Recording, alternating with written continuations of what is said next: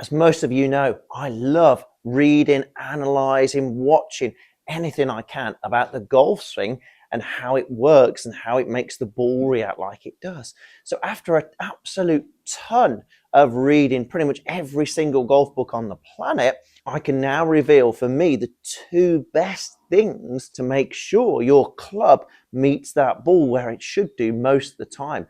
And you can be any age, you can be any skill level to do these couple of things.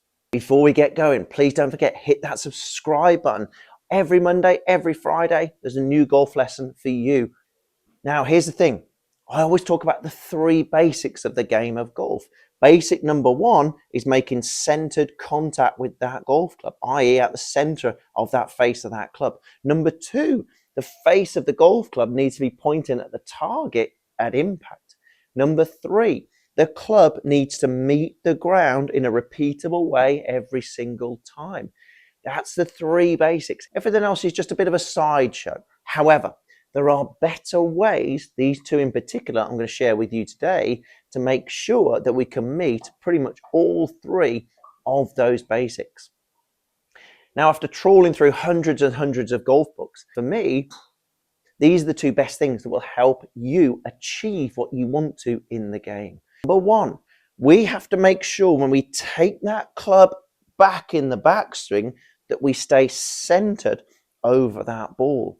The problem is I see a lot of people who either go way behind that ball on the way back or too far in front. That seems to be quite a modern way of swinging that golf club back to trying to compress that ball. But the problem is more than likely you're doing that too much. The problem is you've then got to back up and out to get back to that golf ball. And likewise, those of you who really try and help and scoop that ball up, trying to get underneath it, you are going to struggle with that ground position. You are going to struggle with that club getting to the ground where it should be. So rule number one, we have to stay centered over that ball. What does that mean? It means when we rotate and move the club back, our bridge of our nose line is still very much in line with that ball. So if we dropped a golf ball down at the top of our swing down to the ground, that should still be in line with that golf ball right there.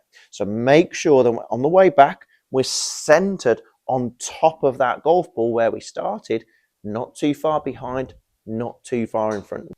Secondly, wrist hinge.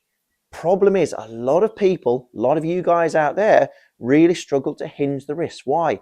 Because you're gripping that club for grim death. You're really holding on tight to that golf club. So there's so much tension in our hands, our wrists, our elbows, our shoulders. There's so much tension. And the problem is you just cannot hinge those wrists. What's the problem there? The problem is if we don't hinge the wrists, again, the club cannot meet the ground where it should do. We either ground the club too much out before that ball, or we don't ground the club out at all and we top that ball. So it's that feeling we're letting those wrists do the hinging. Feel when we get back again, this is more about the backswing rather than anything. When you take it back to roughly halfway back where the left arm is parallel to the ground, I want you to see almost a 90-degree angle between the shaft and that left arm. That means we've allowed the wrist to do a little bit of hinging. You'll notice how when we don't hinge, it's almost a straight line. When we do hinge, those thumbs up, it's that sensation that that club is at almost 90 degrees to our left arm. So those two in combination with each other. It's the centered pivot. In other words, we're staying in line with that ball on the way back, and the combination of those wrists gently hinging will allow the club to get down to the ground at exactly the same point every single time without me even looking at that ground.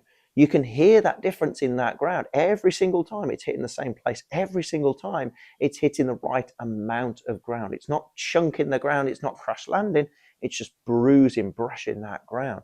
So as long as we feel we're centered over the ball and those wrists are hinging, we're going to get that club to the ground where it should be. And as a result, we're going to be a heck of a lot more repeatable golfer.